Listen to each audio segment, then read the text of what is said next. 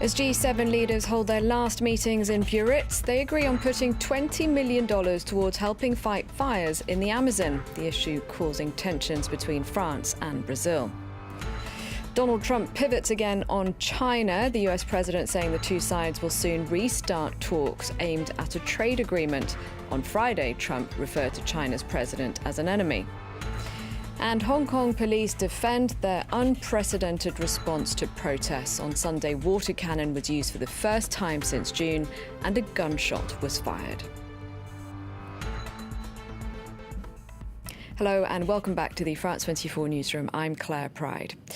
Now, it's the third and last day of the G7 summit in southwestern France. On the agenda for Donald Trump, meetings with the leaders of Germany, Egypt and India. The US president is due to wrap up the summit shortly with a joint news conference with his French counterpart, Emmanuel Macron. Now, here's Rob Parsons, our chief foreign editor. One of the things that's most interesting about this news conference is just how different it's going to be from the one at Quebec last year for the last G7. That time, as in previous G7 summits, there was essentially a race to the lowest common denominator at the end so that they could come up with a final communique. This time round, it's not going to happen. Emmanuel Macron said he's dispensing with that this year so that they can concentrate on a range of issues, which he's going to summarize later on this afternoon. So I think what they'll be talking about is what they've achieved together. And clearly, they're going to try and put as positive a spin on things as possible, perhaps starting with Iran, trying to suggest that at least the tone has changed with that visit by Jawad Zarif, the Iranian foreign minister, although in concrete terms, nothing very much may have been changed. The fact that both sides are beginning to think about talking about negotiations rather than threats and sanctions perhaps will be seen as a positive. The fact, too, that on climate change they've managed to agree to put together $20 million of aid to Brazil and the other countries around the Amazon rainforest to deal with the problem there. And the fact that Donald Trump has been making positive noises on global trade, trying to calm people's nerves about the possibility of global recession. He said he had two very useful telephone conversations with the Chinese in which they said they're ready to talk. So I think they'll be trying to emphasize those positives. You know, there'll be no big achievement from the G7 summit, but there rarely is. This is really about a talking shop of the seven heads of state of these like-minded countries, and they'll be trying to put as positive a spin on what they've spoken about and achieved as they possibly can. Rob Parsons there, and we can take you live now to Biarritz for that press conference with the leaders of France and the US. Messieurs, Madam First Lady, ladies and gentlemen.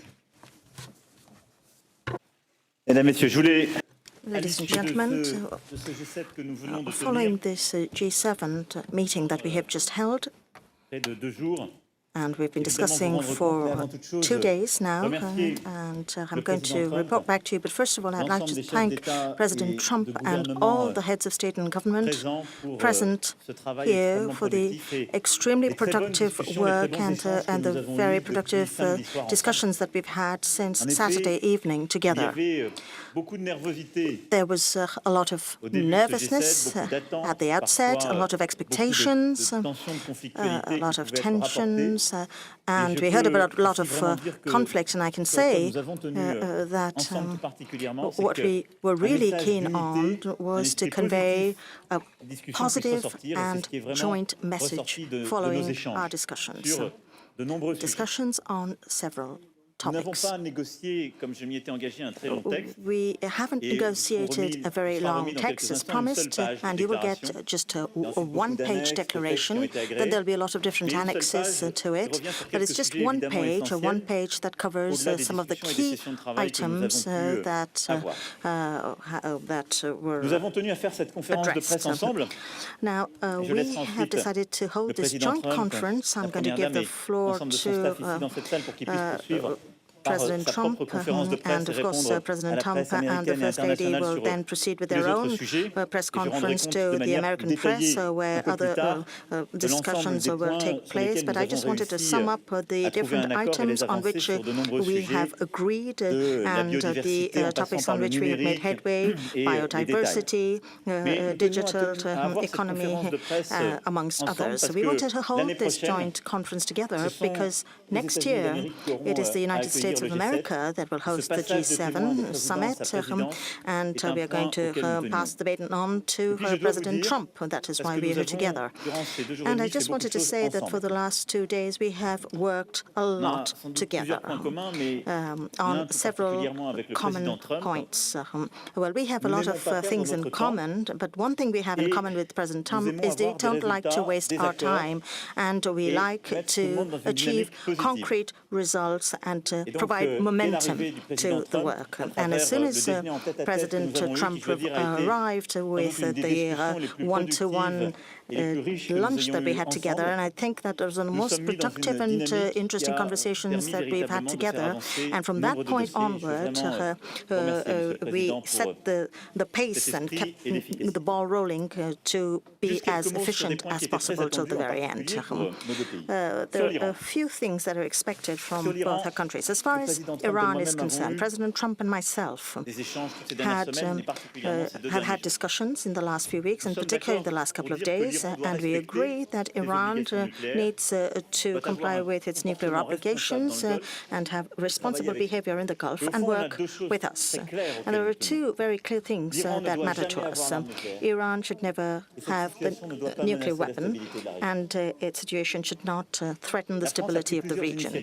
France has taken a lot of different initiatives, and I've always informed President Trump on them to be able to get the technical means to move forward, because the decisions that the US has taken in the last few months have put a lot of pressure and have put us in a situation where it is indeed necessary to improve the security situation of the region. So we coordinated our efforts, and we reached the decision to bring together the foreign ministers.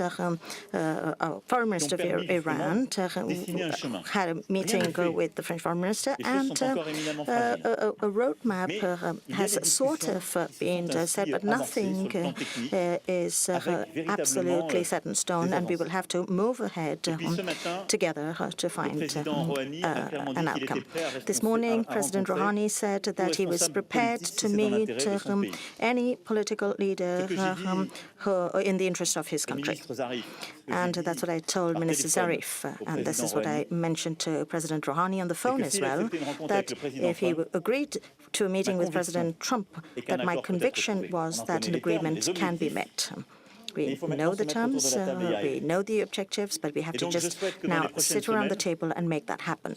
So I hope that in the next few weeks, based on our discussions, we will be able to achieve the meeting that we just mentioned between President Rouhani and President Trump, myself and the partners who have a role to play in nuclear negotiations will also be fully involved in these negotiations. And I think that this meeting is very important, and in the last few days have clarified the situation. A lot of messages have been conveyed. A lot of work has been done between our ministers. I would like to thank our ministers who have been totally involved in these discussions and have set the stage for these discussions and for an agreement. Of course, I want to be very cautious and very modest, but I think that this is going to lead to putting an end to escalation and reaching a suitable solution. So the discussions that we had on Saturday afternoon and Saturday dinner have been very fruitful, and our purpose is to ensure the stability of the region. The idea is to make sure that Iran doesn't get the nuclear weapon and have more visibility in the long term. As far as trade is concerned, we have also shared a lot of analysis and a lot of observations. Later on, I'll go into the details of that. But I think we can say that our discussions have clarified what is legitimate and what the United States feels is an unfair unfair situation. We have international rules that govern international trade. And in this one-page document, we said that it is very good to have a single organization that governs international trade. But so far, this collective body has not been very efficient in raising trade barriers. It has not been efficient enough in solving problems when they occurred. It has not been efficient enough in protecting the intellectual property of our industries. Discussions are underway currently, in particular between President Trump and President Xi. And we have seen, even in just the recent, very recent past, that an agreement can be reached. So we want to reaffirm our desire to change the rules that govern international trade and revamp them so that no one is dealt with unfairly, so that our workers are protected and so that the situation of the past is put to an end. And this is something that we need to work on together. Now, there was a lot of nervousness because of misunderstanding, because some very powerful economic players could have said, what about this digital tax that France has imposed? Well, we have reached a very good agreement, and once again, the solid work that has been done upstream by our ministers has really helped us to make progress. In our economies, we have very unfair situations where some players don't pay taxes. So there is unfair competition with other players. And it is these large multinational players that don't pay taxes, which leads to significant instability on the economic front. Is this fair? It is not fair. Of course, we are pushing for international rules on this, even. And at the European level, 10 countries, France, Italy, even the UK is getting ready to do so, has decided to do something at the national level. But it is not against any company in particular. It's just to solve the problem. In fact, a lot of French companies will also be impacted by this tax. And some of you have probably heard me say a few months ago that this is only to find a solution. And the aim, ultimately, is to find an agreement internationally by 2020 to revamp international tax systems within the framework of the OECD to combat harmful trade practices, which are also harmful to the U.S. economy. And through this digital tax, on this digital tax, we've worked a lot bilaterally as well, and we have reached an agreement to overcome the hurdles. So we're going to work on a bilateral and multilateral basis to find a solution together. And the day international tax exists on digital services, France will do away with its national tax. And everything that has already been paid under the French tax system will be reimbursed. So the idea is that we need to find a joint agreement in order to address joint international problems. And the situation right now is very negative, and the international tax system definitely needs to be modernized. And I think we will work together in a spirit of cooperation on this. As to Libya, Syria, North Korea, Hong Kong, you will see in the one-page document that we have made considerable headway in the spirit of unity, and we have also done some significant work in as far as the Amazon region is concerned. There have been relations with President Bolsonaro, and we have taken a very ambitious initiative that President Pinheiro presented this morning after having discussed with all the heads of state and government of the region, as we had wished and as President Trump had wished as well. I don't want to go into the details, but I just wanted to highlight these few things that I just mentioned. I just wanted to say that we worked together hand in hand with President Trump over these 2 days. And during this G7, and I would like to thank all my colleagues, in fact, for this, we have managed to reach convergence at unprecedented levels on several issues. And now we're going to continue this work in the weeks and months to follow with a lot of energy. And North Korea knows how strongly President Trump is committed to this issue. There is also the agreement with China, and we're going to work hand in hand on all of the different issues. I would like to thank you, President Trump, for your involvement in the last couple of days. I would like to thank your First Lady, who was by your side and who has been very active side by side with my own spouse, and she has honored us and in our country. She knows how popular she is in our country, and President Trump will be hosting the G7 summit next year, so I'm going to give him the floor so that he can tell us how you intend to organize the G7, and I will be there by your side with the same will and the same determination and the same desire for unity. Thank you.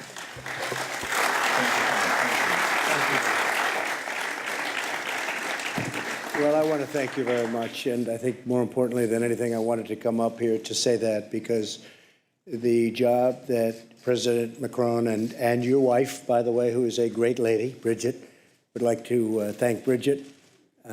She has been spectacular, spent a tremendous amount of time with Melania and some of the folks who came in, some of the wives that came in, and they had a great tour of the area, and it's a beautiful area. But I want to thank you very much, Mr. President, for the incredible job you did. This is a truly successful G7. There was tremendous unity. There was great unity. Sometimes I'd read a little bit of false reporting, and I will tell you there was, in fact, we would have stayed for another hour.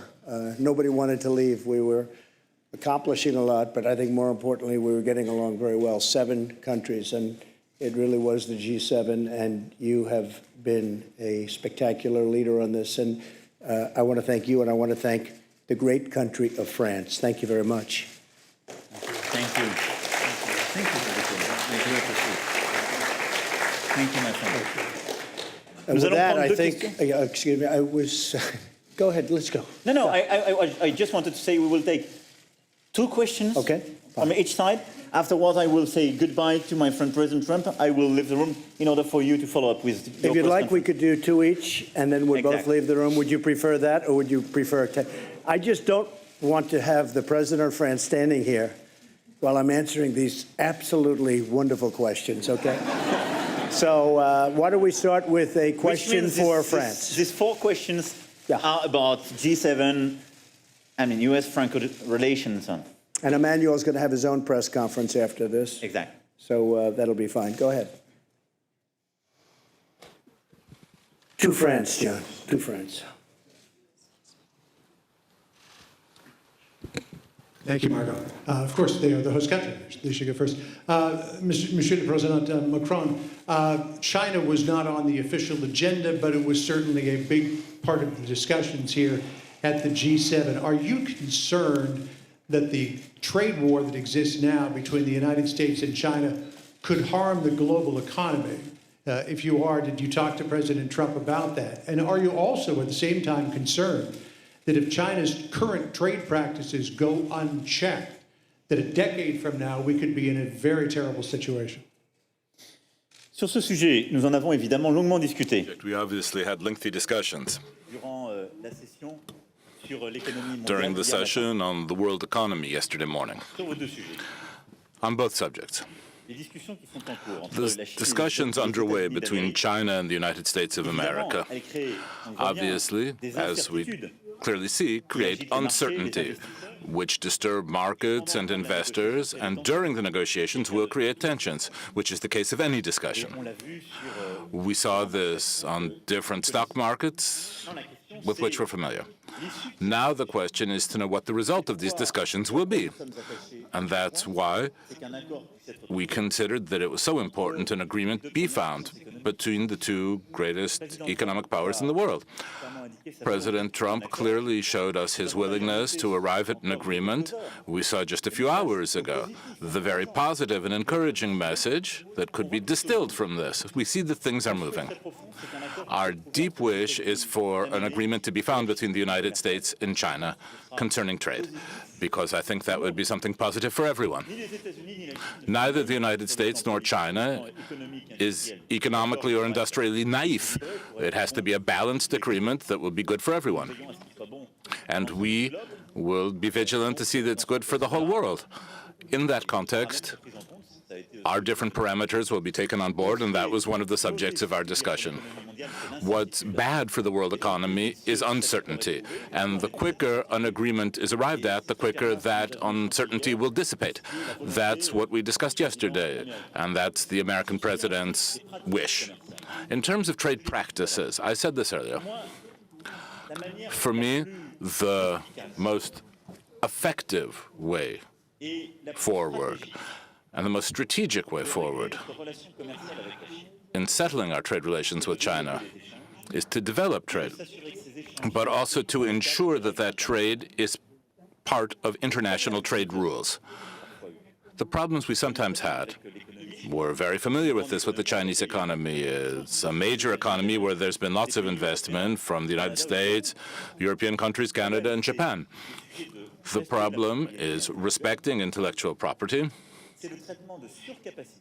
dealing with excess capacity, which sometimes unbalances some world markets, and the ability to deal rapidly with conflicts we may have and with unfair situations. Now, we are obliged to see that when this type of trade happens outside of WTO rules, things don't work very well and we're not properly protected. And when you follow WTO rules, the WTO rules as they presently exist haven't allowed us to be protected on these subjects. So what we decided together yesterday morning was to accelerate with a very realistic agenda and to say we're going to change the rules of world trade so that everyone can have free and fair trade, balanced trade, and that the subjects which I've just mentioned, which have sometimes been bad for our economies, can be settled in an international framework which we wish profoundly to change. And we and our different ministers in the different contexts that we're putting forward are going to share these political goals. And to my way of thinking, the way to deal with the practices you have mentioned, certainly the positive agreements that will be arrived at, and also the renewal of our international trade rules, as we said yesterday morning. Trump, are you satisfied with how far the proposed WTO reforms will go? Because no, I'm not. You've spoken about the need for that. And second to that... We're getting there, John, just to answer that. Second to that, do you believe that China is sincere about what it said this morning? Yes. Or do you think that they are just trying to calm the markets and play for time? Because our sister network, the Fox Business Network, has been told by Chinese sources that they have no plans on going back to where they were in terms of the negotiations this spring on intellectual property, forced technology transfer, ownership. So we'll see, John. Do you trust that they are sincere? I do. I think they want to make a deal very badly. I think that was elevated last night, very late in the night. I see an alert, or as you would call it, breaking news. And it was that the vice chairman, we're not talking about somebody from China at a low level, the vice chairman of China came out that he wants to see a deal made. He wants it to be made under calm conditions, using the word calm. I agree with him on that. And China has taken a very hard hit over the last number of months. You know, they've lost 3 million jobs. It'll soon be much more than 3 million jobs. Their chain is breaking. The chain is breaking up like nobody's seen before. And once that happens, it's very hard to put it back together. You understand? I think they very much want to make a deal. And the longer they wait, the harder it is to put it back, if it can be put back at all. So I believe they want to do a deal. The tariffs have hit them very hard. In a fairly short period of time, the United States will have collected over $100 billion in tariffs. And I say it again, the media failed to acknowledge it. But if you look at the goods coming in from China, we're talking about China, not other countries. If you look at the goods, they have a power that others don't have. But that power is only good for so long. They've manipulated their currency, they've devalued their currency, and they put a lot of cash into the system. And because of that, the prices have not gone up, or if they've gone up, it's been very little, because they want to keep people working. If the prices go up, they're not going to be able to keep people working. They're not going to be able to compete. It's a brilliant market. It's a brilliant, brilliant market, the world market. A lot of markets are brilliant. And frankly, I think that China cannot, I don't know, maybe they can, maybe they can't. I don't think they can do that. And I think they're very smart. And I think President Xi is a great leader who happens to be a brilliant man. and he can't lose 3 million jobs in a very short period of time, and that's going to be magnified many times over, and it's going to break down the Chinese system of trade, and he can't do that. So when you say, do you think they want to? Maybe they want to, and maybe they don't, but I think they want to make a deal. I'm not sure they have a choice, and I don't say that as a threat. I don't think they have a choice. In the meantime, the United States, which has never collected 10 cents from China, will, in a fairly short period of time, be over $100 billion in tariffs. So I think they want to make a deal very badly. Okay? Go ahead. Deuxième question. Second question. Messieurs les Présidents, Mathieu Koch, BFM. Mr. President, you've just declared that you've created the conditions for a meeting between President Trump and President Rouhani. Does that mean that France, for instance, might be a mediator in that meeting? And more concretely, what did you discuss in terms of that possible agreement with Iran? And then a question for Mr. Trump. Are you ready to lift or to soften American sanctions on Iranian oil exports? And would you be ready to meet President Rouhani? Thank you. Sur la première question. On the first question, the terms of the discussion are quite simple. An agreement was signed in 2015, on July 14th. We call it the JCPOA. And that agreement set forth guarantees for the international community, including the signatories of that agreement, saying that Iran would no longer enrich uranium over a certain period of time. I'm simplifying this, but up to 2025, in exchange for reopening many economic sectors and massive investment, largely made by the United States. That agreement had a twofold advantage: stability and security, and also reopening, economically speaking, which was good for Iran. This agreement also had drawbacks and shortcomings. French negotiators in 2015 were the most determined, and France was the country that hesitated most to sign this agreement because we considered we needed as many guarantees as possible. President Trump, during his campaign, made a commitment to those who voted for him to be more demanding and tougher because he considered that this agreement was insufficient, which caused him to leave it. Today, because of the sanctions made by President Trump, the Iranian economy is having serious consequences and a serious slowdown. And that situation very clearly is the aspect, we might say the positive side of things, from one standpoint, is creating pressure and therefore the necessary conditions to improve the terms of an agreement. On the other hand, it's leading to reactions in Iran who are saying, well, we've signed this agreement, but those who have signed it are not respecting its terms, and so we're starting symbolically to enrich uranium, and they risk that they're going to go further still and leave the JCPOA. So, given the two goals that we have, where are we going with this? We need to be sure that Iran will never get a nuclear weapon and that there will be no flare-ups in the region.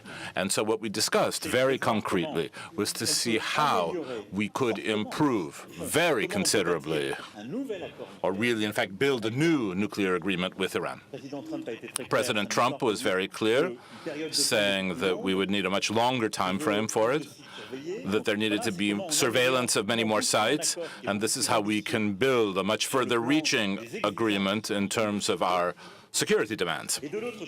And on the other hand, we need to convince the Iranians to go in that direction, and we can do that if we give them economic compensation of some form. If we make some movement in terms of lines of credit or reopening certain economic sectors.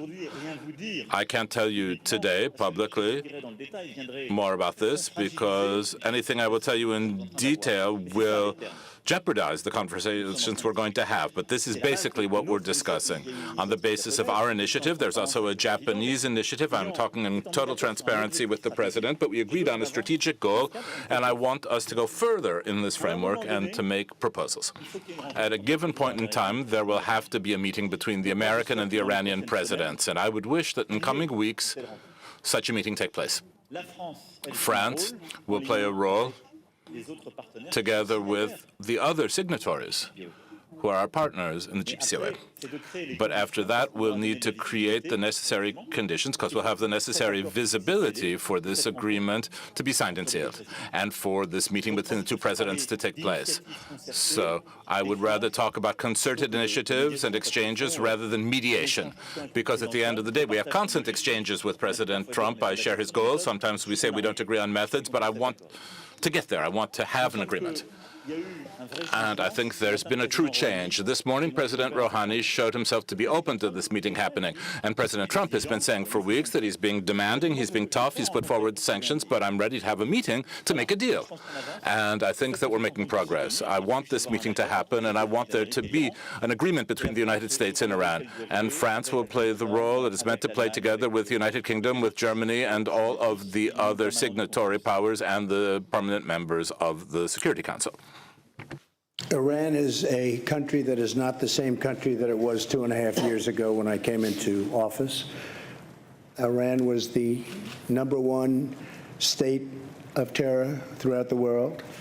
There were 18 sites of confliction in my first week when I spoke with the folks at the Pentagon, including lots of generals and lots of other military experts. 18 sites of confliction, meaning 18 sites of big problems. Every one of them was backed by Iran, or in some cases actually using Iranian soldiers, but at a minimum Iranian wealth, much of it given in the ridiculous deal where they were given $150 billion plus $1.8 billion in cash, and they used that money for some bad purposes. With that being said, I think that Iran is a country of tremendous potential. We're not looking for leadership change. We're not looking for that kind of change. This country has been through that many times before. That doesn't work. We're looking for no nuclear weapons, no ballistic missiles, and a longer period of time. Very simple. We can have it done in a very short period of time. And I really believe that Iran can be a great nation. I'd like to see that happen. But they can't have nuclear weapons. Okay? Thank you. Would you meet Mr. Rouhani? Excuse me? Would you agree to meet with Mr. Rouhani? If the circumstances were correct or the right, I would certainly agree to that. But in the meantime, they have to be good players. You understand what that means?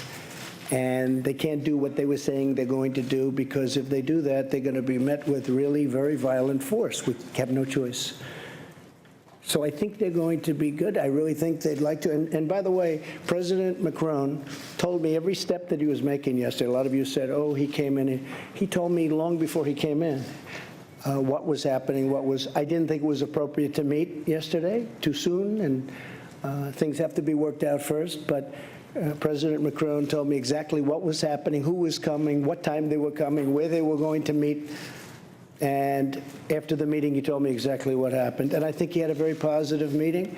Prime Minister Abe of Japan, also a large purchaser of oil from Iran, he was also very much involved. And, you know, look, he knows everybody there, so he was a very, very positive force. But I have to tell you, the president's done an excellent job, and we're going to see how it all turns out. Maybe it works, maybe it doesn't. I say it all the time about everything. Maybe it works, and maybe it doesn't.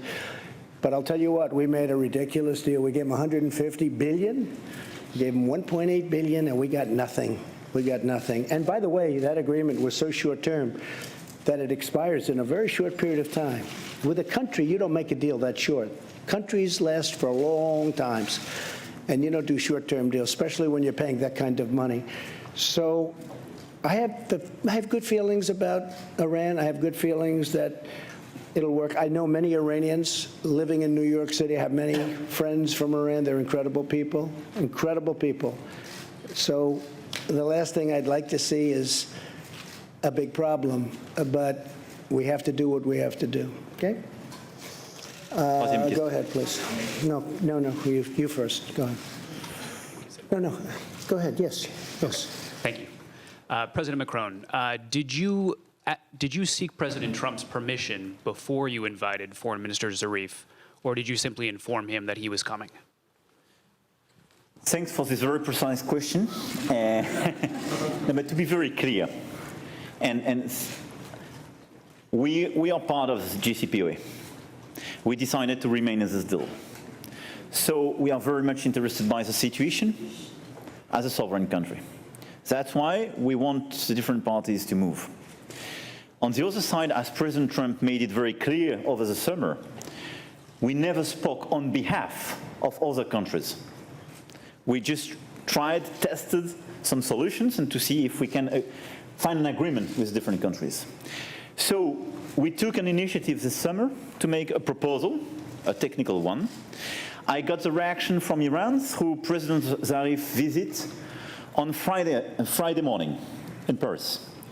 After the discussion we had at the G7 dinner on Saturday evening, I thought that it was very clear about where we can go together. So the day after, I decided to invite, as friends, Minister Zarif. So I informed, before making it, I informed President Trump that it was my idea not to involve the United States, not to say this is on behalf of you, of everybody, but to say, as friends, I think it would be a good idea to ask him to go back and try to negotiate something separately. So I did it on my own. I informed, before making it, President Trump. He was informed at each minute about the situation. And the idea for me was, in case of structural move and important move on appropriate solutions, perhaps to have meetings between ministers, not at President Trump's level, because President Trump's level is President Rouhani. So this is my precise answer. This is a French initiative, but made by a clear information of the US President before, information as well of the three Europeans, and each time I informed President Trump in order to monitor the situation and to appreciate together if something more was adapted. I have to say the JCPOA was a bad deal, should not have been entered into. A lot of things could have happened that would have been much different. They're allowed to test ballistic missiles. You're not allowed to go to various sites to check. And some of those sites are the most obvious sites for the creation or the making of nuclear weapons. And those things have to be changed, and other things have to be changed. And I will tell you, I have very good feelings about it. I think that we're going to do something. It may not be immediately, but I think ultimately we're going to do something. As I said, Iran is a much different country than it was 2.5 years ago. And we can get that back, and I'd encourage it. I actually had friends years ago, many years ago, they were in the real estate business, and they were in Iran, and they were building houses and building housing and building office buildings and apartment houses, and they did very well. They made a lot of money, and to this day, they're not exactly the youngest developers anymore, but I tell you, they were young when they went over there. They made a lot of money, and they loved the people, and they loved what was going on. And it's a country with tremendous potential. I also say that, by the way, with respect to North Korea. Kim Jong-un, who I've gotten to know extremely well, First Lady has gotten to know Kim Jong-un, and I think she'd agree with me. He is a man with a country that has tremendous potential. You're in between China, Russia, and South Korea. People want to get to South Korea. They got to get there somehow, and if they're going to do anything other than essentially fly, they want to go through. So railroads and everything else, so many things want to happen there. I think that North Korea has tremendous economic potential, and I think that Kim Jong-un sees that. He would be the leader, and I think he sees the tremendous potential that it's got. With respect to Iran, the same thing. Iran is incredible people, an incredible country potentially, location that's a little rough neighborhood, but eventually it's going to be a beautiful neighborhood. I think that it's going to work out.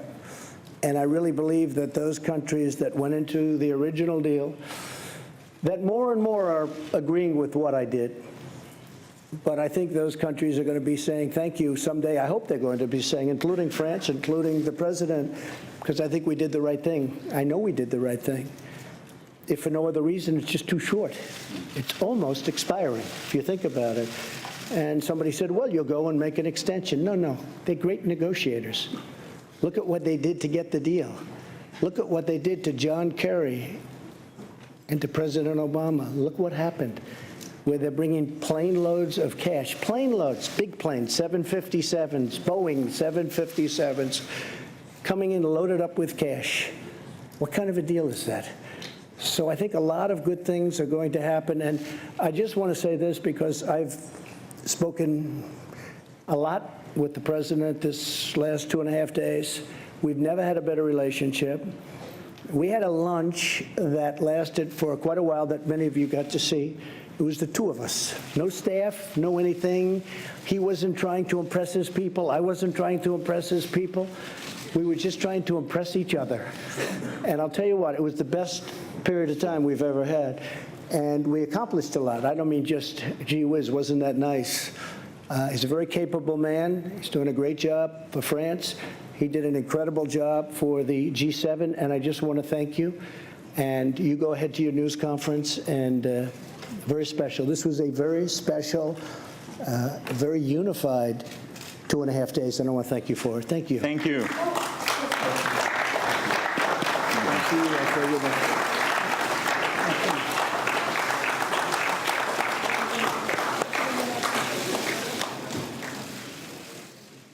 Thank you, my friend. Thank you. I will leave the floor and the press conference to President Trump, and I will wait for the end of your own press conference. Voilà, finalement. Je ferai une conférence de presse. Je vous laisse la poser au président.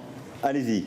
Bon, écoutez, Well, I don't want to give anything away, but we saw your wife, the First Lady, drink a glass of French wine yesterday. So can you perhaps give up on your threat to put sanctions on French wine? Because if we've understood correctly, you have arrived at an agreement on taxing digital firms. Could you confirm that there has been an agreement between you and France on taxing digital firms? I can confirm that the First Lady loved your French wine. Okay?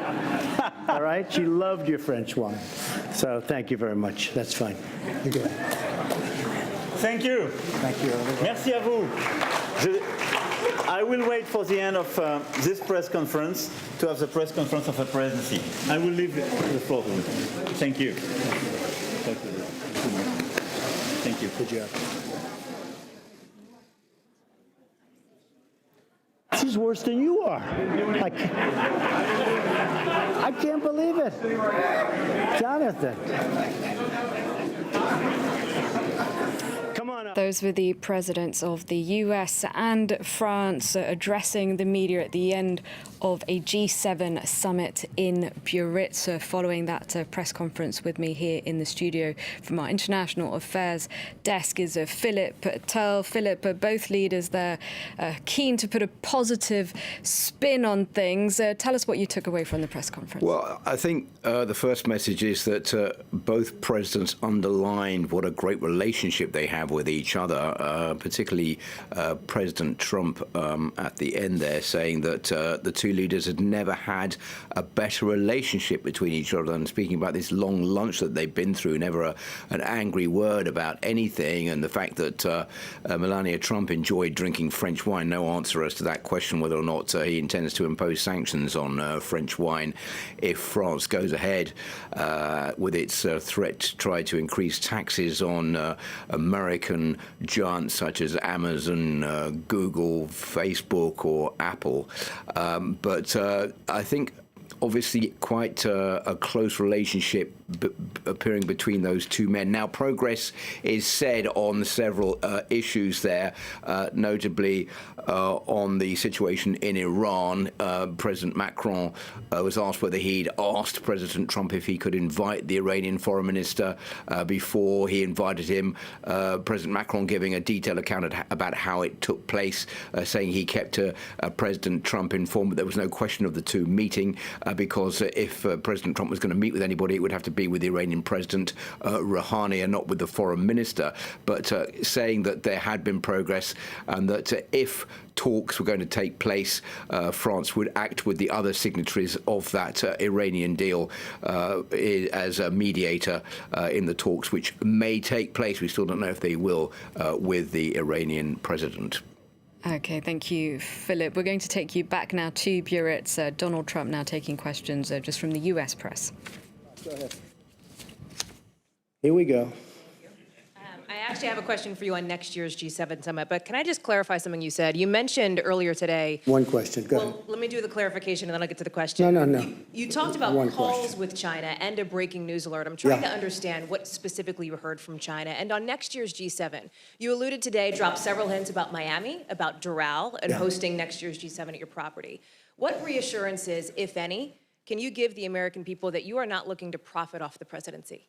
Well, I'll tell you what, I've spent, and I think I will, in a combination of loss and opportunity. Probably it'll cost me anywhere from $3 to $5 billion to be president.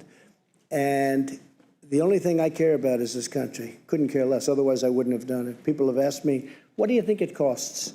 And between opportunity, not doing things, I used to get a lot of money to make speeches. Now I give speeches all the time. You know what I get? Zippo, and that's good. And I did a lot of great jobs and great deals that I don't do anymore, and I don't want to do them because the deals I'm making are great deals for the country, and that's to me much more important. Doral happens to be within Miami. It's a city. It's a wonderful place. It's a very, very successful area of Florida. It's very importantly only 5 minutes from the airport. The airport's right next door. It's a big international airport, one of the biggest in the world. Everybody that's coming, all of these people with all of their big entourages come. It's set up so, and by the way, my people looked at 12 sites, all good, but some were 2 hours from an airport, some were 4 hours from, I mean, they were so far away. Some didn't allow this, or they didn't allow that. With Doral, we have a series of magnificent buildings. We call them bungalows. They each hold from 50 to 70 very luxurious rooms with magnificent views. We have incredible conference rooms, incredible restaurants. It's like such a natural. We wouldn't even have to do the work that they did here, and they've done a beautiful job. They've really done a beautiful job. And what we have also is Miami. And we have many hundreds of acres so that in terms of parking, in terms of all of the things that you need, the ballrooms are among the biggest in Florida and the best. It's brand new. And they want that. My people wanted it. From my standpoint, I'm not going to make any money. In my opinion, I'm not going to make any money. I don't want to make money. I don't care about making money. If I wanted to make money, I wouldn't worry about $3 billion to $5 billion, because that's what, I mean, at some point I'm going to detail that and we'll show. But I think it's just a great place to be. I think having it in Miami is fantastic, really fantastic. Having it at that particular place because of the way it's set up. Each country can have their own villa or their own bungalow. And the bungalows, when I say, they have a lot of units in them. So I think it just works out well. And when my people came back, they took tours. They went to different places. I won't mention places, but you'll have a list because they're going to give a presentation on it fairly soon. They went to places all over the country. And they came back and they said, this is where we'd like to be. Now, we had military people doing it. We had Secret Service people doing it. We had people that really understand what it's about. It's not about me. It's about getting the right location. I think it's very important. Jonathan? Like you're trying to boost No, your own brand? not at all. Go ahead, Jonathan. Thank you, Mr. President. President Macron said he'd like to see talks between you and President Rouhani within weeks. Does that sound realistic to you? Could you see yourself in talks with the Iranians within weeks? Well, it does. I don't know the gentleman. I think I know him a little bit just by watching over the last number of years what's happened. Tell you one thing, he's a great negotiator. But I think he's going to want to meet. I think Iran wants to get their situation straightened out. Now, is that based on fact or based on gut? That's based on gut. But they want to get their situation straightened out, Jonathan. And they're really hurting badly. Their inflation, as you know, because I saw you reporting on it, their inflation is through the roof. Their economy is tanked entirely. The sanctions are absolutely hurting them horribly. I don't want to see that. I don't want to see that. They're great people. I don't want to see that. But we can't let them have a nuclear weapon. Can't let it happen. So I think that there's a really good chance that we would meet. Jeff, please. Thank you, Mr. President. Another follow-up from what the President of France said. He said that there might be a need for compensation to Iran. Would you, given all of the criticism you've made of the JCPOA and the money that they got, be open to giving Iran compensation if it met some of the criteria that you laid out? What he's talking in terms of compensation is they are out of money. And they may need a short-term letter of credit or loan. No, we're not paying. We don't pay. But they may need some money to get them over a very rough patch. And if they do need money, certainly, and it would be secured by oil, which to me is great security. And they have a lot of oil, but it's secured by oil. So we're really talking about a letter of credit type facility. From the U.S. or from all the countries? It would be from numerous countries, and it comes back. It would expire. It would be paid back immediately, and very quickly. Yes, go ahead, please. Go ahead. Yes. Thank you very much, Mr. President. Now it's Aoyama with the Asahi Shimbun, a Japanese newspaper. Good. Now just left. Now the U.S. Your Prime Minister, Abe. Good man. Great man. Okay, and now the U.S. and Japan have an agreement in principle, which you said is a tremendous trade deal for the United States. So and for Japan, I would yes. say.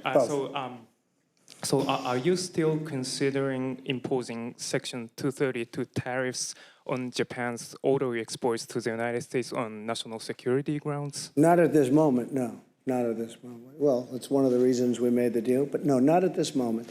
It's something I could do at a later date if I wanted to, but we're not looking at that. We just want to be treated fairly. You know, Japan has had a tremendous trade surplus with the United States for many, many years, long before I came here. And I'll tell you something, we're transforming our country. We're taking these horrible, one-sided, foolish, very dumb, stupid, if you'd like to use that word, because it's so descriptive. We're taking these trade deals that are so bad, and we're making good, solid deals out of them. And that's transforming our country. That will be transformative and very exciting, I think, for our country. Very, very exciting. Please, go ahead. Go ahead. Thank you, Mr. President. Well, I didn't actually say you. I said the woman behind you. So why don't we do her first? You've been asking a lot of questions all day long. Thanks, Mr. President. Yamiche Shelcender. Can't say I don't give you access, right? Go ahead. Thanks, Mr. President. Yamiche Shelcender with PBS NewsHour. Yes. Why do you think it's appropriate to invite Russia to the G7, given that they've meddled in the 2016 election? And are you worried that if Russia does come to the G7, that it might hurt you politically because it's only going to be a couple months before the 2020 election? I don't care politically. I really don't. A lot of people don't understand this. I ran one election, and I won. Happened to be for president. I don't care politically.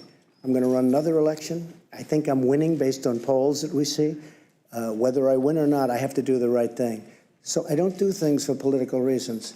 Is it good? Probably not. Maybe it is. I mean, a lot of people are smart. A lot of people say having Russia, which is a power, having them inside the room is better than having them outside the room. By the way, there were numerous people during the G7 that felt that way. And we didn't take a vote or anything, but we did discuss it. My inclination is to say, yes, they should be in. They were, really, it was a President Obama. I'm not blaming him, but a lot of bad things happened with President Putin and President Obama. One of the things that happened was, as you know, what happened with a very big area, a very, very big and important area in the Middle East where the red line was drawn, and then President Obama decided that he was not going to do anything about it. You can't draw red lines in the sand. You just can't do it. And the other was in Ukraine, having to do with a certain section of Ukraine that you know very well, where it was sort of taken away from President Obama. Not taken away from President Trump, taken away from President Obama. President Obama was not happy that this happened because it was embarrassing to him, right? It was very embarrassing to him. And he wanted Russia to be out of what was called the G8. And that was his determination. He was outsmarted by Putin. He was outsmarted. President Putin outsmarted President Obama. Wait a minute. And I can understand how President Obama would feel. He wasn't happy, and they're not in for that reason. Now, I'm only thinking about the world, and I'm thinking about this country in terms of the G7, whether it's G7, G8. I think it would be better to have Russia inside the tent than outside the tent.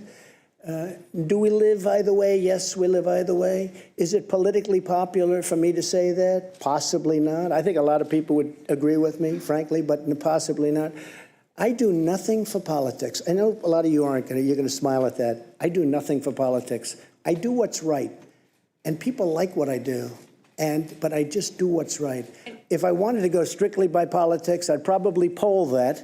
And possibly I'd say, oh, gee, I don't want Russia in. But I really think it's good for security of the world. It's good for the economics of the world. Remember, they're building a big pipeline in Europe going right up to Germany.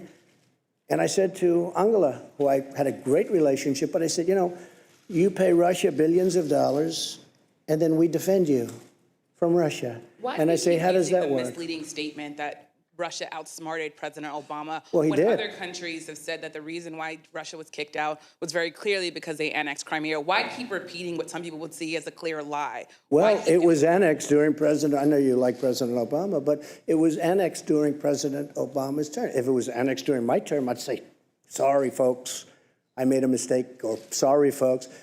President Obama was helping Ukraine. Crimea was annexed during his term. Now, it's a very big area, very important area. Russia has its submarine. That's where they do their submarine work, and that's where they dock large and powerful submarines, but not as powerful as ours and not as large as ours. But they have their submarines. And President Obama was pure and simply outsmarted. They took Crimea during his term. That was not a good thing. It could have been stopped. Could have been stopped with the right whatever. It could have been stopped. But President Obama was unable to stop it, and it's too bad. Go ahead.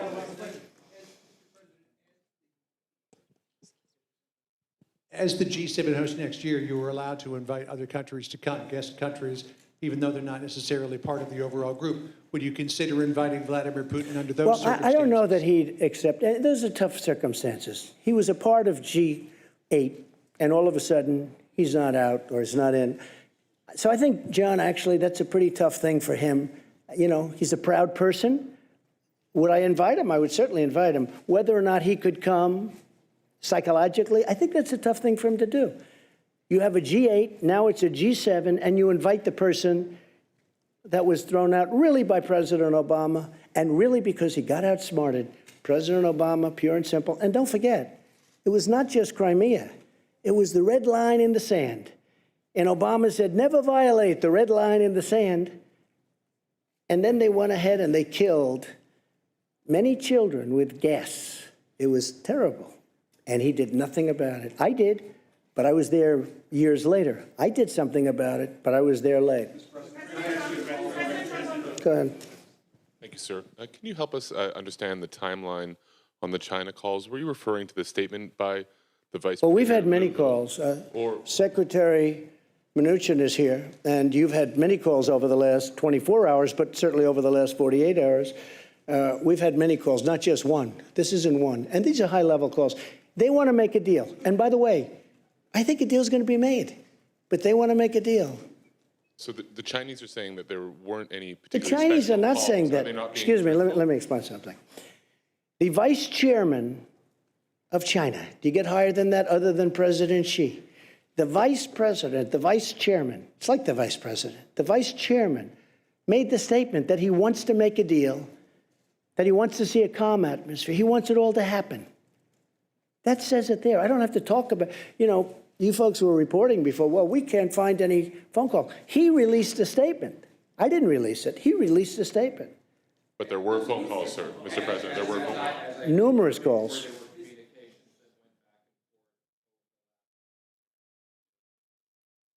And not only with Steve, there were calls with other people, too. Just so you understand, China wants to make a deal. Now, whether or not we make a deal, it's got to be a great deal for us. You know, and I told this to President Xi, who I really respect.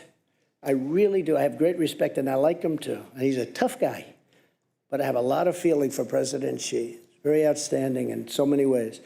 But I told him very strongly, I said, look, you're starting up here, and you're making $500 billion a year and stealing our intellectual property. We're down on the floor, lower than the floor. You can't make a 50-50 deal. This has to be a deal that's better for us.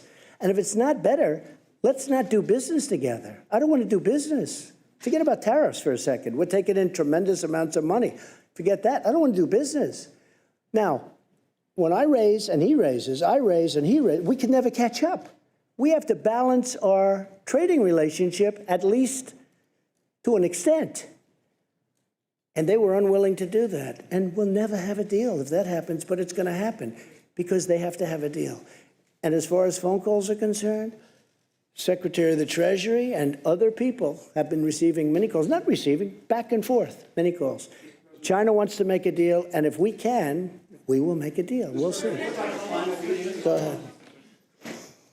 Mr. President, if I could ask you a little bit about your China strategy. Yeah. President Macron talked a little bit about instability and the worry in the markets and around the globe about instability. One of the things that comes from, as you talk to people, You're talking about global economic instability? right? I don't consider one it of the things that instability, it but that's comes from is the back and forth and the changing statements from yourself. So that sorry, it's the way I negotiate. So my question is that a strategy? Is it a strategy to call President Xi an enemy one day and then say that relations are very good the next day, and then it's gone back. It's the way I negotiate. It's done very well for me over the years, and it's doing even better for the country. Could I think, you talk a little bit about and I why do it think, works, and I do think that.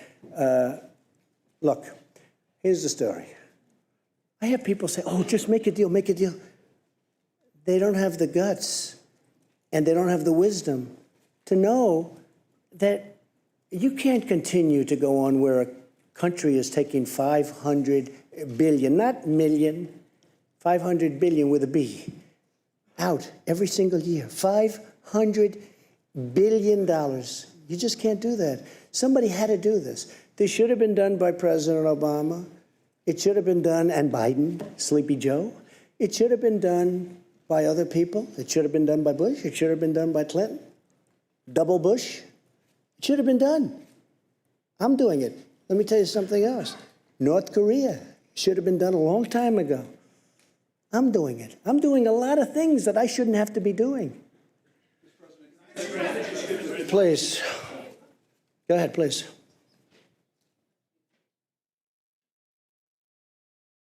Beth Rigby, Sky News. President Trump, you've met our new Prime Minister Boris Johnson yesterday. Yes. You said he was the right man for the job on Brexit. I believe that. Do you think Theresa May was the wrong woman? And do you think that Boris Johnson can actually get a deal with the EU before October the 31st? Well, Theresa was unable to do the deal. I gave her my ideas as to doing the deal very early on, and you possibly know what they are, but I would have done that. She chose to do it her way, and that didn't work out so well. I think she's a very, very good person and a good woman, and I really believe that Boris Johnson will be a great prime minister. We like each other, and we had a great 2.5 days. I've been waiting for him to be prime minister for about 6 years. I told him, what took you so long? I think he's going to be a great prime minister, and especially after spending a lot of intense time with him over the last couple of days. He's very smart, he's very strong, and he's very enthusiastic. And you know what else? He loves your country. He really loves your country. That came out maybe more than anything else. Yeah, please. Vicky Young, BBC News. President Trump, Boris Johnson is very keen on a trade deal with the USA. You sound keen on it too. Some of his critics, though, are worried that you're going to do over the UK in that deal to protect American I love interests. the UK. I own great property in the UK. I love the UK. I have no idea how my property is doing because I don't care. But I own Turnberry, and I own in Aberdeen, and I own in Ireland, as you know, Doonbeg, and great stuff. And I'll be honest with you, I think he's going to just do a great job as prime minister. You know, it takes a lot. It's so many different elements to being a great prime minister. And you needed him. I just think his time is right. This is the right time for Boris. This is the right time for Boris. Yeah, please, go ahead. Go ahead, right here. Say who you're with, please. Robert Peston from ITV in the UK as well. You've obviously had a good few days with President Macron, who you appear to be doing business with, to use your favourite expression. After Brexit, who do you think will be your more important relationship? President Macron, France and the EU, or Boris Johnson, Prime Minister of the United Kingdom? I think we're going to have just, look, France is a great nation. It's being run, a lot of things are happening. You know, it's not easy what he's doing. He's changing certain ways. It's a very hard thing to do. I won't get into it. I'm going to let him sell his ideas, but a lot of people don't disagree with his ideas. But it's a very hard thing to do. If you're a great citizen of France, you love your country, but you want to do the way you've been doing it for a long time. But maybe that's not working, and maybe they have to do what he has to do. I think he's going to do a fantastic job, but it's very tough for him. I know how tough it is for him. He's been having a hard time, and nobody would have an easy time. But I do believe he's doing the right thing. Boris is different. It's a different kind of a deal. Boris has to try and do something with Brexit. It's very tough. I deal with the EU. The EU that's a very, very strong group of people. They have their ideas, and they're not easy to deal with, I will tell you. We're very close to making a deal, by the way, with the EU. I have to say this. We made a great deal with Japan, and we're very close to maybe making a deal with the EU because they don't want tariffs. It's very simple. They don't want to tax cars. Mercedes-Benz, BMW, they don't need a 20% or a 25% tax. But we're very close. I think we're going to make a deal with the EU without having to go that route. I may have to go that route, but maybe not. We're going to have a deal, a really fair deal, but the EU is another one. We've been losing $180 billion a year for many years. That's a lot of money. How much can you take out of the piggy bank, right? But which alliance will be more important, with the EU or with Britain? Both. I don't want to say which. Look, I think we have been with, I guess it would start off by saying England, right? You know, I asked Boris, where's England? What's happening with England? They don't use it too much anymore. We talked about it. It was very interesting. But the United Kingdom is a great, incredible place. It's an incredible nation. And it's, you know, been one of our tremendous allies. And another one happens to be Australia. He was here also, Scott. He is fantastic. In fact, we're honoring him in Australia at the White House in a very short period of time. But I think that, excuse me? Will you visit Australia? At some point I will, yeah. At some point I will. Also Germany. Angela asked me to visit Germany. We're going to be doing that too. So I just think they're very different. And they're going to be going at it for a little while, but ultimately probably it works out. They may have to get out. They may not make a deal. The European Union is very tough to make deals with. Very, very tough. Just ask Theresa May. Thank you, Mr. President. Zeke Miller with the Associated Press. I was hoping you could clarify. Last year, you left this summit in Canada, feuding with the summit host. This year, things seem to be a little bit different. You're talking about unity, had a hug with President Macron on the stage. What is different? And also, as President Macron said, he's passing you the baton now of leading this multilateral institution. You ran on the platform of America First. What is your now that you have a mandate for the international community, what are you going to do with it? Well, we actually had a very good meeting. I had it out with one or two people where we disagreed in terms of concept, but we actually had a pretty good meeting last year. I would say that this was a big step above in terms of unity, in terms of agreement. We have really great agreement on a lot of very important subjects. But last year was good also. I mean, last year was good also. I think last year might have been a little bit underrated. You know, go ahead, please. In terms of the G7 presidency, what do you want to do with it? What's your agenda? Oh, we're going to do something hopefully special. We're going to build on what we have now. We built on something really good. We're going to be going in with some great unity. We really did. If there was any word for this particular meeting of 7 very important countries, it was unity. I think most important of all, we got along great. We got along great. Go ahead. Thank you very much, Mr. President. I'm Qing Chang with Shanghai Media Group. You just mentioned that Chinese Vice Premier Liu He said China is willing to resolve this issue through calm negotiations. No, I didn't say it. He did. Yes. Yeah. And will the U.S. negotiate in the same manner? Yes. And also, so the other issue, the other question. That was an easy answer. So the U.S. will negotiate in the same manner with Absolutely. Great respect for China, great respect for the leadership of China. Absolutely. And also the other question is that you say you definitely will invite Putin to join next year's summit. I haven't said that, but I think that having President Putin in what was the G8, he was a member of the G8, and I heard he was a good member of the G8. Having him in, I think, is more of an advantage. I think it's a positive for the world. I think it's a positive for Russia. I think it's a big positive for Russia.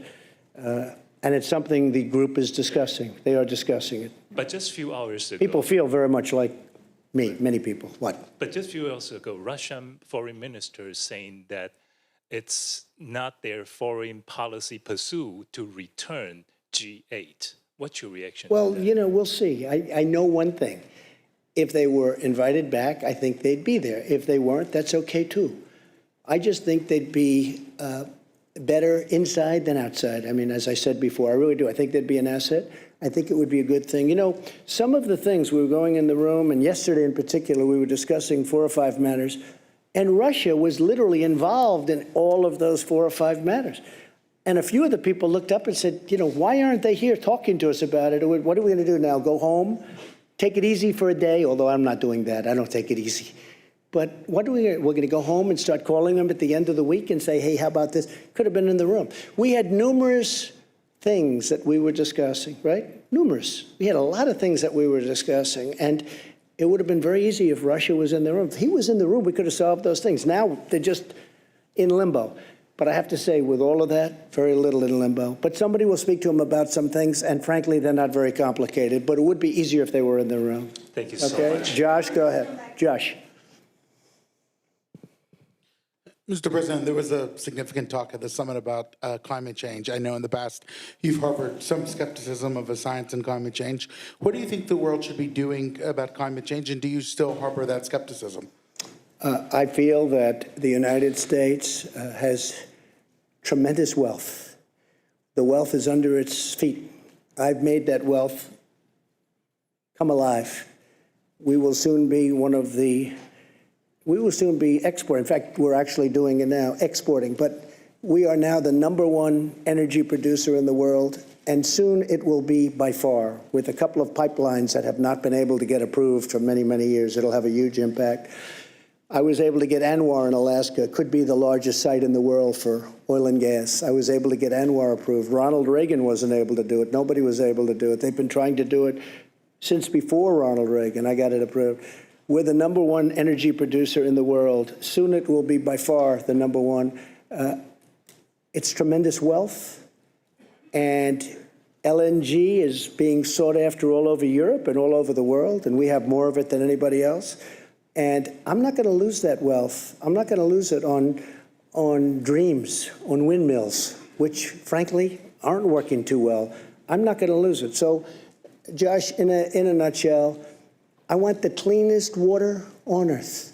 I want the cleanest air on earth. And that's what we're doing.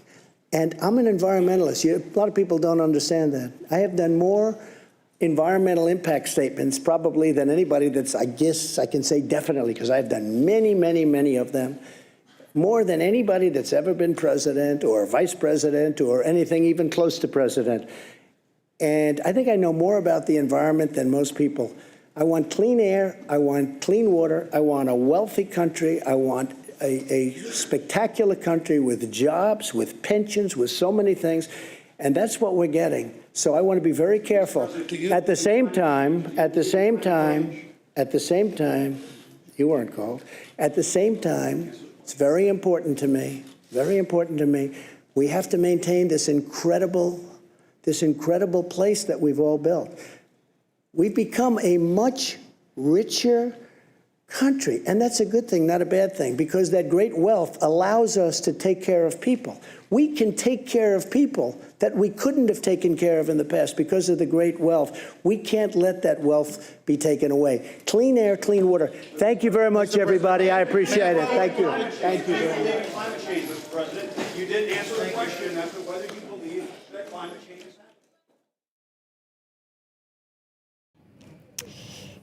That was Donald Trump at the end of a three-day G7 summit, taking more questions from the press. Philip Turl here with me in the studio. Philip, what did you take away from that then? Well, quite a lot of issues were talked about at that press conference. I think he underlined that he had a very positive meeting with the 7 other members of the group of 7 most industrialized nations, saying that we all got on very well together, particularly with the French President Emmanuel Macron. There were lots of questions asked about the relationship with China. He said several times that the Chinese really want a deal. He seemed to be fairly sure about the fact that a deal was going to be made at some point, saying that the Chinese were suffering as a result of that, and that he thought that they would agree to a deal. He said maybe they will, maybe they won't, but I think that they probably will. That was the same as far as the situation in Iran is concerned. He also said that the Iranians are suffering badly and they will come to the table. He wanted the best for Iran. He said this was a horrible situation. It was a horrible deal that was signed. It was a deal that was not strong enough. It was also about to end, and that the necessary steps needed to be taken to work out a new deal. And he said that he thought Iran was working towards that new deal. A little earlier on, President Macron, who started the press conference next to Donald Trump, was asked whether or not the decision to fly in the Iranian foreign minister this week was made after consultations with Donald Trump. Emmanuel Macron said that he had talked to Donald Trump about that, but there was no question during that meeting that the two men would meet, because if Donald Trump was going to meet someone, it would have to be with the Iranian President Rouhani. Now, Emmanuel Macron said that France would be willing to mediate in eventual talks between Iran and the United States. In the press conference afterwards, Donald Trump was pressed more on that issue. He said that talks could take place fairly quickly, but it was up to the Iranians to make the move to come to the negotiating table. And there were certain issues that were non-negotiable, one of them being the fact that there should be no nuclear activity in Iran. There should be no ballistic missile testing, and then Iran should not receive billions of dollars, as he underlined several times, from the United States, with which it could do what it liked, and that Iran needed to get out of several areas of the world. I think he mentioned 18 different areas where Iran was involved, some of it with Iranian troops. That needed to come to an end as well. There were also questions about Boris Johnson, the new Prime Minister of the UK, whether or not he was the right man to bring forward the Brexit deal. Lots of praise for Boris Johnson from Donald Trump, saying that he thought he was definitely the right man for the job. He even said to Boris Johnson, why did it take you so long to become Prime Minister? It took you 6 years. I thought he would be Prime Minister before that. Saying that he thought it was Boris Johnson's time now, and that he thought Boris Johnson would do a better job of getting Brexit through than Theresa May had done beforehand. All right, thank you very much indeed, Philip. You'll get plenty more on that and the rest of the news at the top of the hour. That'll be with my colleague François Picard. Thanks for watching. Stay tuned.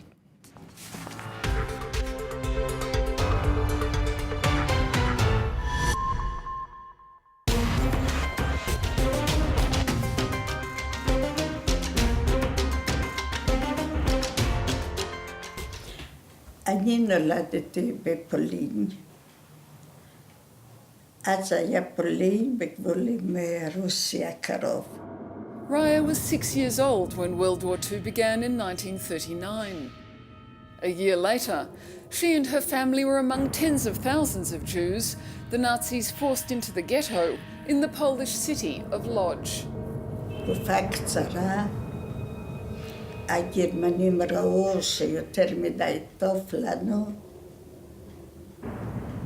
עשו מהמקום איפה שהיינו חצי, ואנשים התחילו לקבל כל מיני מחלות, טיפוס, דיזנטריה. Raya's father understood it was an emergency. He escaped. Once outside, he paid a bribe to have his family released. He then found a Christian family who agreed to take in one child, Raya, saving her life.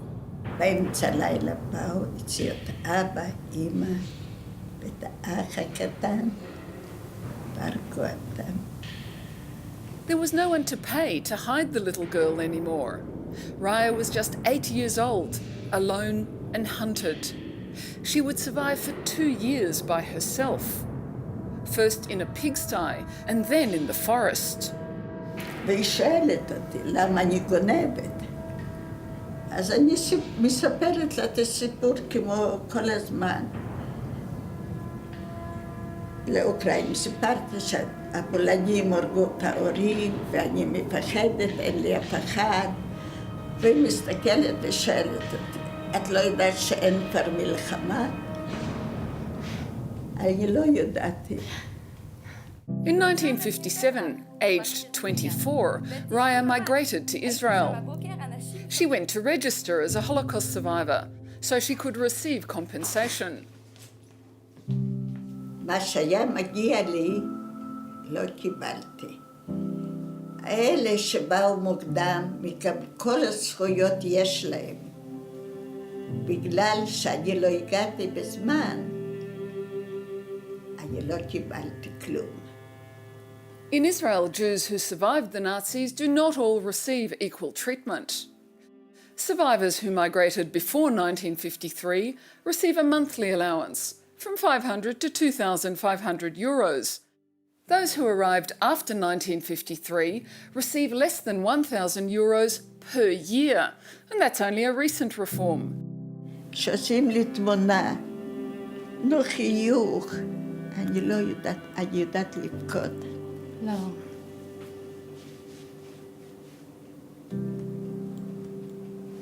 אני מקווה שתחייכי היום, שתקבלי את המכשיר, שתשמעי יותר טוב. Thanks to 2 Israeli charities and 1 French one, Raya and 100 other survivors will receive free hearing aids. Si elle peut baisser un petit peu la tête, non, tu vois la tête parce qu'elle est un peu trop là. In Israel, hearing aids are not paid for by the government. They cost around 1,500 euros per ear. It's also time-consuming, but here, everything's done in one place. We've measured her hearing loss, and now we'll measure her comprehension.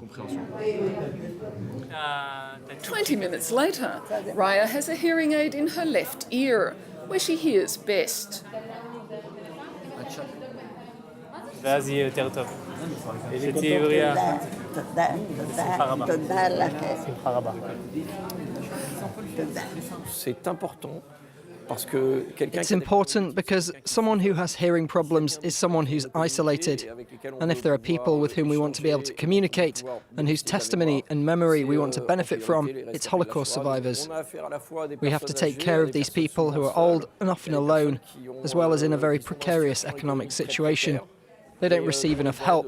They're not supported enough here. That's obvious. The procedure worked. In Israel, 1 in 4 survivors of the Nazi era live below the poverty line. Yet the government says it is funding them. According to Israel's Ministry of Finance, allowances increased by another 10% in 2018. That's still not enough for this Member of Parliament. Elazar Stern, himself the son of survivors, is fighting so that these people whose suffering the government regularly invokes do not suffer also in old age. We can never do the best, you know. We have to invest and invest and invest. It was a big investment in the last few years, but we still can go forward with them. And also I think that the German government can do more. Berlin has just announced it's releasing an additional $50 million in funding. But many survivors are now passing away. More than 75 years after World War II, there's not much time left to take care of the few who remain. Here at France 24, we're taking a broad outlook by talking about the women who are reshaping our world. En France 24 en español no tenemos temas vedados. Y eso se puede ver en televisión y en todas las plataformas que tenemos en Internet. في فرانس 24 لا ننسى ونحجز لكم أسبوعياً تذكرة عودة للمدن والمناطق التي كانت في قلب الأحداث قبل أن تدخل في طي النسيان. France 24, c'est la recherche permanente des meilleurs spécialistes pour vous permettre de déchiffrer l'actualité. Claro que tiene algo especial. Somos todos de distintos países y trabajamos con todo el corazón para entregar información en el momento preciso. أخبار سياسية واقتصادية وثقافية وأيضا رياضية بأعين خبراء رياضيين. هذه هي قناة France 24. Liberté, égalité, actualité.